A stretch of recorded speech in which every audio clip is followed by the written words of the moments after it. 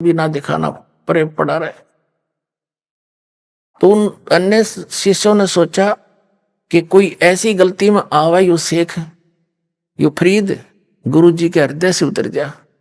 उन्होंने क्या किया कि गुरुजी खाना खाने के बाद हुक्का जरूर पीते हैं, हुक्का ना देने से न फिर ये घने दुखी हो जाते हैं। शेख फरीद ने आग बनाई, उस दिन सेवा थी उसकी। हुक्का के लिए जैसे खाना बनाते हैं वह आग तो बन ही जाती है, और पता था उसने इतनी ऐसी व्यवस्था आती, खाना खिला के हुक्का भर के 5 मिनट 2 मिनट में दे दूंगा। अब वो खाना खाने चला गया, पीछे चेला नाग बुझा दी वह सारी। वो खाना खिला के आया, देखा चूल्हे में आग नहीं। उन्होंने सोचा बात बिगड़ गई। थोड़े से मौसम ऐसा था वर्षा का, तो उसने सोचा ये साथ में गांव है आधा किलोमीटर की दूरी पर, वहां धुआं उठता दिखा कि जाकर किसी माई से अग्नि ले आता हूँ। वो चलम में हुक्का तमाकू डाल के हाथ में लेकर चल पड़ा पूरी स्पीड तय। वहां जाकर उस माई से कहने लगा, माई आग देना, आग देना, अग्नि देना, हुक्का भरना है। वह माई आग सलगावे थी, कभी बुझ जावे थी, फिर मारे थी फूक धुम्मे में, आंखें उसकी लाल हो रही। वो देख कर उसने कहने लगी कि आग नहीं ना मिलती, आंख फोड़वा ले, आंख आंख फोड़ ले, आंख फोड़े तो आग मिले। उसने सोची गुरुजी नाराज ना होने चाहिए, आंख कान के फूकूंगा, आंख में दे के चिमटा और फोड़ दी। माई दूसरी भी फोड़ू। उन्हें देखी तो कर दिया काम इसने, तो वह कह रही थी छो में गुस्से में, वह डरगी तक उस नाथ का चेला बाबा का, अरे तेरी सहायता होगी। वो सारी चलम आग काट दी चूल्हे में, तो बाहर धर ले बाबा जी। और उस आंख ने वहीं गिर के शेख फरीद बांध के आंख के कपड़ा और धर के चलम फटाफट फिर दौड़ दिया स्पीड तक। अब उस गुरुदेव ने 5 मिनट बाट देख के इंतजार करी, 6 मिनट करी, 7 मिनट, 8 मिनट, फिर आवाज लगाई रहा शेख फरीद, हुक्का नहीं लाया। अब वो थोड़ी दूरी पे था, उन्हें फिर दूसरी आवाज लगाई रहा, कित बर गया। उसने सुन गई आवाज है, गुरुजी आवाज लगा रहे। कहने लगा आ गया गुरुजी, आ गया गुरुजी। कहने लगा रहा आ गया कि देर कर दी गुरुजी, ऐसे ऐसे आग बुझ गई थी, इस गांव से जाके लाया हूं। अच्छा रख दे। वो तो हुक्का पीने लगा। कहने लगा आंख के लाग गया, जैसे जल्दी में होता ना ऐसे ऐसे हो गया, बस कोई कोई खास बात नहीं। अब गुरुजी तो पी के हो गया। माई ने सोची है तो बात बिगड़ गई। अरे गुरु जी इसका न पता लगेगा तने पता नहीं के शराब दे देगा। वह लेके वह आंख धर के एक ढक्कन पे और ले आई। महाराज जी आगे रोने लगी, महाराज जी माफ कर दो, मेरे गलती होगी नहीं होगी। अब वो संत सोचा क्या होगी माई, आपका चेला गया था कि नहीं लेने, और मैं धूमे में दुखी हो रही थी। यूं कहने लगा माई आग दे दे। मेरे से गुस्से में बात निकल गई स्वाभाविक कि आग वैसे नहीं मिलती, आंख फुड़वानी पड़े। इसने जब चिमटा दे आंख काट दी। अने बोला माई दूसरी भी काट दूं, निकालू। और महाराज जी मेरे पर गलती होगी, माफ कर दो, मैं माफी मांगने आई हूं। अब उस गुरु ने कहा कि शेख इधर आ फरीद। बुलाया, कहा जी जो कपड़ा क्यों बांध रखा है। जी बेसाफ की दया है। खोल इस कपड़े ने। कपड़ा खोल लाता, आंख नो की नो पाई इसकी, लेकिन थोड़ी छोटी होगी।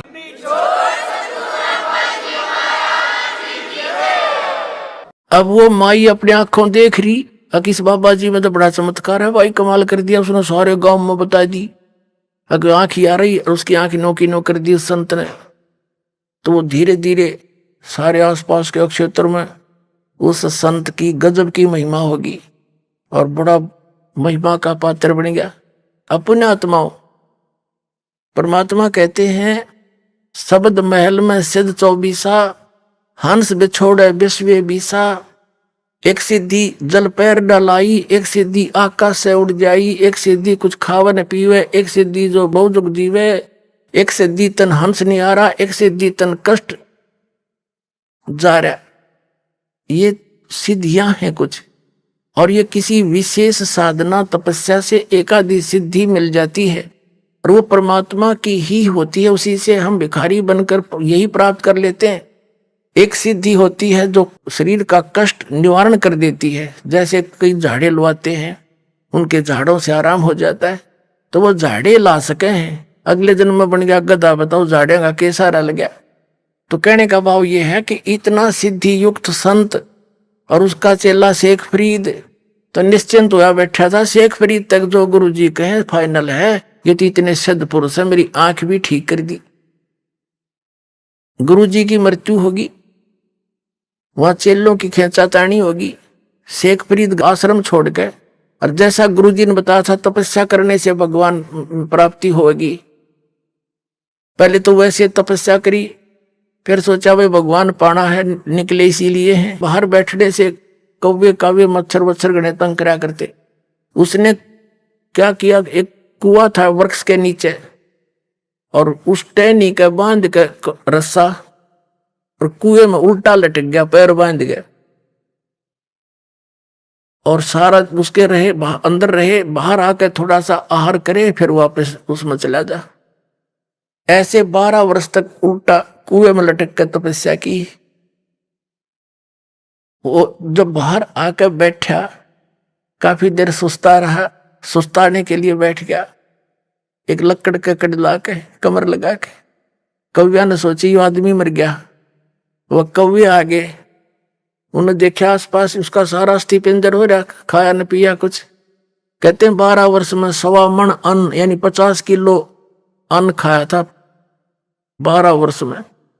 हिसाब ला के देखो कै ग्राम रोज का हो गया।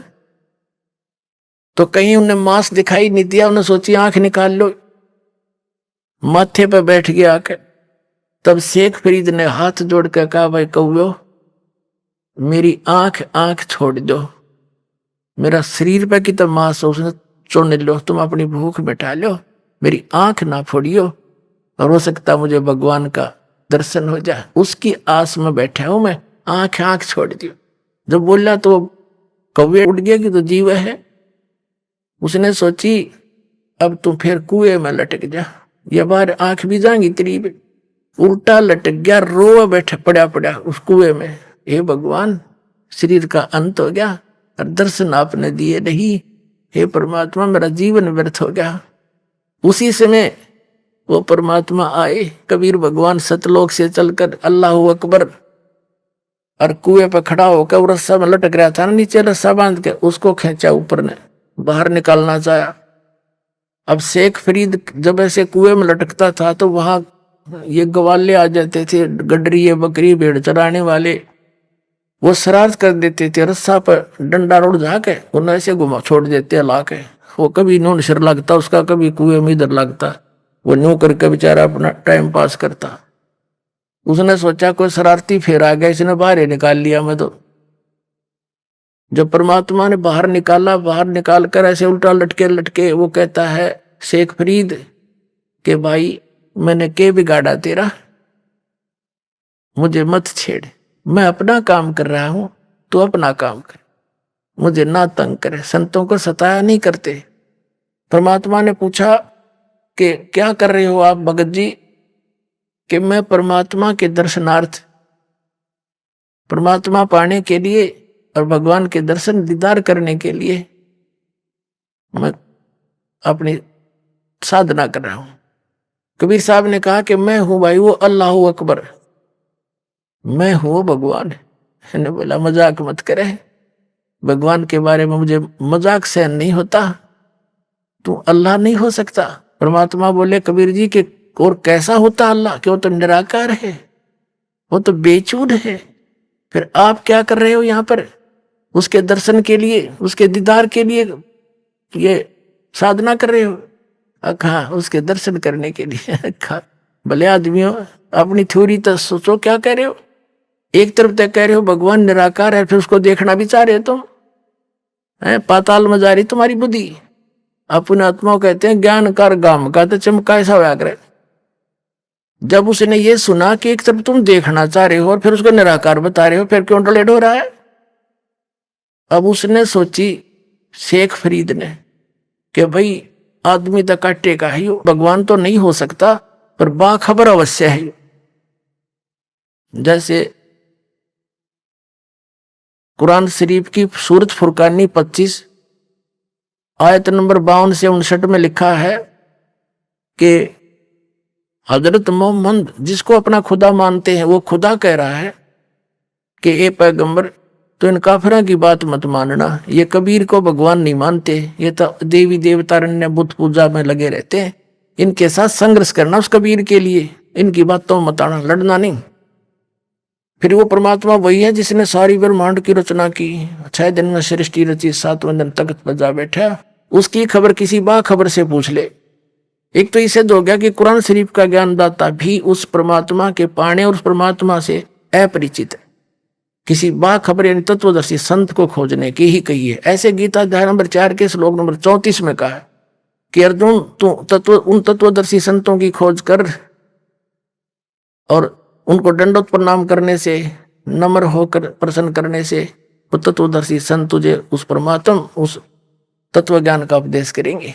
तो गीता ज्ञानदाता भी उस तत्वब्रह्म से अपरिचित है, उस तत्व ज्ञान से अपरिचित है। तो उसके ये बात समझ में आ गई कि संत पक्का है, ये तो सही आदमी टकरा गया, चरण पकड़ लिए नो के नो और कहा मुझे मार्ग बता दे, कैसे मिला भगवान। परमात्मा बोले तेरा यकीन हो या ना हो, वो परमात्मा तो मैं हूं, लेकिन मेरे दर्शन से मोक्ष नहीं होगा, मैं जो साधना बताऊंगा उससे तेरी मुक्ति होगी, और तब तू वहां जाएगा जहां जाने के बाद फिर कभी लौटकर संसार में नहीं आते, सदा सुखी होगा। तब उसको धीरे धीरे कोई आहार कराया। फिर परमात्मा ने कहा भूखा मरे भगवान नहीं मिलता, इस शरीर से क्यों दुश्मनी कर रखी है तुमने, गलत साधना गलत संत टकरा के। तब परमेश्वर कबीर जी ने वो परमात्मा मिले, उनको नाम दिया, और जब शेख फरीद का कल्याण हुआ। पुण्यात्माओं आज आपको वही साधना सहज में मिल गई, और समझा है तो सिर दर पाओ और बहुर नहीं रहे सादा। बोलो सतगुरुदेव परम पिता परमात्मा पूर्ण ब्रह्म सर्व सृष्टि रचनहार कबीर परमेश्वर जी की असीम रजा से आप ये चंद पुण्यात्माएं उनकी महिमा सुनने के लिए उपस्थित हुए। पुण्यात्माओं आप अभी बच्चे हो इस आध्यात्म मार्ग के, इसलिए आपको ये मालूम नहीं कि आप कितना लाभ प्राप्त कर रहे हो, आपका कितना उपकार हो रहा है। परमात्मा कबीर जी जो काशी में बनारस में जुलाहा रूप में आए थे, दानक रूप में, वो पूर्ण परमात्मा है। और आप सभी आत्माएं इस पृथ्वी पर या अन्य लोकों में, इस काल के लोकों में या अन्य स्थानों, वो सभी परमेश्वर कबीर जी की आत्मा है, उसके बच्चे।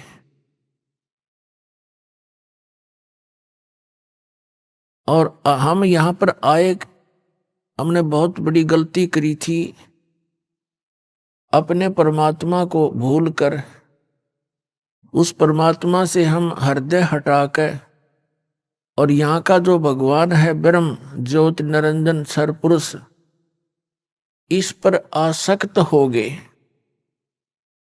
एक समय ये तपस्या कर रहा था एक पैर पर खड़ा होकर के सतलोक में,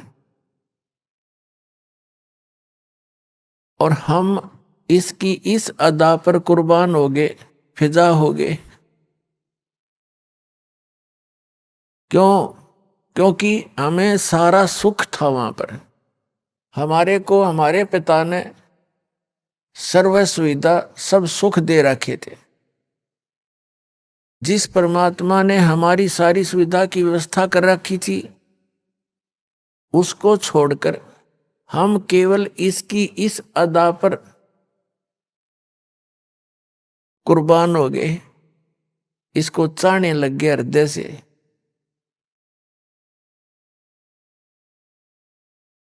परमेश्वर ने बहुत बार आकाशवाणी की कि बच्चों इसकी क्रिया को मत देखो, आप मस्त रहो। हम ऊपर से तो सावधान हो गए, अंदर से कसक गई नहीं।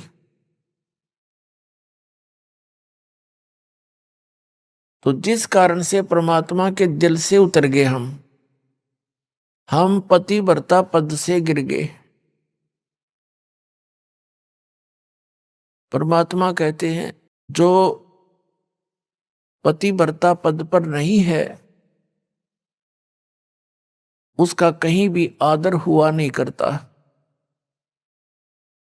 हम भगवान के दिल से गिर गए, उतर गए, और फिर इसके ऊपर आस्था बन गई।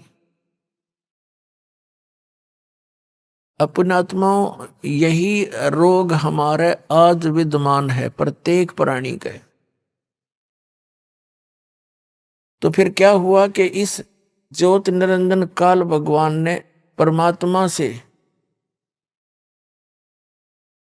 कुछ याचना की। परमेश्वर कबीर जी ने पूछा, क्या चाहता है तू ज्योत निरंजन? क्यों तू खड़ा होकर तप कर रहा है?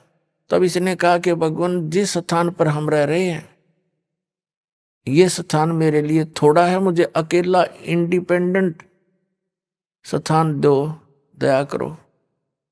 परमात्मा ने इसको 21 ब्रह्मांड दान कर दिए, गिफ्ट इसका दे दिया। जैसे एक साहूकार पिता अपने पुत्र को 21 प्लाट उसके अलॉट कर दे के लिए वह ले जाते हैं। फिर इसने सोचा इसमें कुछ कंस्ट्रक्शन करूं, उसके लिए इसने फिर तप किया। परमात्मा ने पूछा तू क्या चाहता है? इसने कहा कि मुझे कुछ कंस्ट्रक्शन करने की का मटेरियल दे दो, रचना सामग्री दो, कृपा करो। परमात्मा ने इसको 3 गुण और 5 तत्व दे दिए कि ले अब खेल खिलौनों से। फिर इसने फिर तपस्या की। इस काल भगवान ने, जिसके लोक में हम यहां महाकष्ट उठा रहे, तब परमात्मा ने पूछा अब क्या चाहता है तू? इसने कहा कि मेरे को कुछ आत्मा भी दे दो, मेरा अकेले का दिल नहीं लगता है। परमेश्वर ने कहा कि ये आत्मा मेरी है, मेरे वचन से, मेरी बॉडी से बाहर आई है, मेरे बच्चे हैं, इनको मैं किसी कीमत पर नहीं दे सकता, और मांग लेते न जो मांगना है। तो इसने फिर से कहा कि दया करो, मेरा अकेले का दिल नहीं लगता।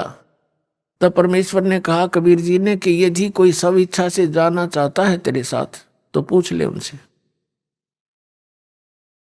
अब ये फिर आप जी के पास आ गया, जहां आप रहा करते थे, सारी सुविधा थी आपको सतलोक में। सतलोक के अंदर आपके बहुत बड़े सुंदर मकान महल वो खाली पड़े हैं, और सदाबहार बाग है, वहां पर बगीचे हैं, सेब संतरे काजू किस्मस मेवा वहां सदाबहार है, बड़े बड़े मकान हैं, आगे बड़ा लॉन है, सबके यहाँ पार्क है एक जैसा, सेम टू सेम। और वहां पर बहुत सुंदर झूल हैं जहां तुम झूला करते थे। जो बकवादे हम यहाँ खोज रहे हैं ये तो कुछ भी नहीं है, जिनको हम सुख मानते हैं, और वहां आपके चरणों में सदा रहेंगी वो सुविधाएं। या तो मान लीजिए कोई 2 पैसे इकट्ठे हो गए किसी के पास, तो घूमने के लिए चला जाता है कुल्लू मनाली, ज्यादा से ज्यादा 2 4 10 दिन मुश्किल से 1 वर्ष में निकाल पाओगा, आते फिर कुल्लू में जुट जाएगा। बताओ के शहर से पट्टा हुआ खा के वो थोड़ी देर पार्क में गए, दिन छिप गया, बाजो वे उल्टे करने आओ, फिर टाइम मिला तो थोड़ी बहुत देर घूमे, और वहां कोई काम में कोई नहीं, सारा दिन सुख खाओ पियो परमात्मा की चर्चा रखो। वहां भी भजन करते हैं प्राणी, क्योंकि भजन में आनंद ही न आता है। परमात्मा के गुण गाने से आत्मा में एक अलग से स्फूर्ति रहती है, और सभी प्राणी मालिक की चर्चा करते हैं, और नीचे जो दुख पा रहे हैं उनके लिए वो बहुत दुखी होते हैं। हमारे बारे में बड़ी चिंता करते हैं कि देख परमात्मा कितनी बार जा लिए, ये भोले भाले बालक पहचानते नहीं मालिक को। तब जो यहां से गए हुए मोक्ष प्राप्त प्राणी वो कहते हैं कि भाई वहां तो भूला घड़ी पड़ गई, वहां तो जुल्म कर रखा है, आंखें नहीं खुलने देता। जिनको हम भगवान मान्या करते ब्रह्मा विष्णु महेश, उनके भी चक्कर बांध रखे उसने, उनको भी सच्चाई का पता नहीं। आदरणीय गरीबदास साहिब जी कहते हैं, सतगुरु आए दया करी, हम पर मेहर करी जो सतलोक से चलकर आए।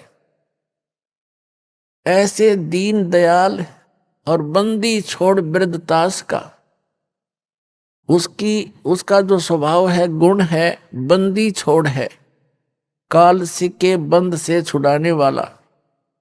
और जठरग्नि प्रतिपाल, सबसे भयंकर स्थान हमारा मां के पेट में होता है। वहीं पर तो जठराग्नि जल रही होती है जो भोजन को पचाती है, बहुत ज्यादा हीट होती है वहां पर। और उसके साथ में हमारा एक चीकले जैसा शरीर वहां प्रफुल्लित हो रहा होता है, वहां भी हमारी रक्षा करता है और वहां हमारा पालन पोषण भी करता है मां के पेट में, वही सुव्यवस्था करके। जठराग्नि प्रतिपाल यानी पेट में भी वो हमारा पालक है, वो हमारा पिता है। तो वो बतलाते हैं आपस में कि भाई ये तो सतगुरु जाते हैं और बड़े दयालु हैं ये हमारे पिता। कुछ थोड़ा बहुत हमें इन्हीं की रजा से ये ज्ञान और भक्ति बनी है, नहीं तो वो काल भगवान तो बड़ा भयंकर है। तो पुण्यात्मा वो सारी सुविधाएं वहां उपलब्ध हैं जिनको आप जी यहां खोद रहे हो। ये एक नमक का बोरा समझ लो, नमक की मंडी, और वो बूरा की मंडी। एक जैसे बिल्कुल मिलता जुलता उनकी कलर होता है, एक जैसा सारा कुछ होता है, लेकिन टेस्ट में अंतर होता है। ये तो नमक खारा और वो सतलोक बूरा, इतना अंतर है यहाँ के और वहां के सुख में। जैसे ये नकली पंथ बताते हैं, सतलोक के गुण गाते हैं, काल के नाम सुनाते हैं और सतलोक के विषय में बताते हैं कि वहां कुछ है ही नहीं, चेतन ही चेतन है, प्रकाश ही प्रकाश है, चेतनता ही चेतनता है, आत्मा उसमें जाकर लीन हो जाती है। बता के कराएंगे उसमें लीन होकर के, कोई तो कहे वहां जाने का, उसमें लीन हो जाते हैं क्योंकि उनका ज्ञान गलत, उनकी साधना समाधान गलत। तो जब थ्योरी गलत है तो प्रैक्टिकल ऑटोमेटिकली गलत है। तो पुण्यात्माओं सौभाग्य आपका, घनी घनी किस्मत सराया करो, सौ सौ शुक्र मनाया करो उस परम पिता के, कबीर भगवान के, आपको इस समय में जन्म मिला और ये सतलोक आश्रम में आपको शरण मिली।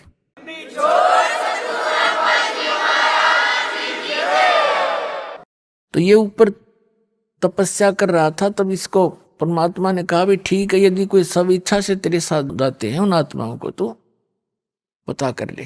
तो ये आपके पास आया, आप तो इसके ऊपर पहले फिदा थे।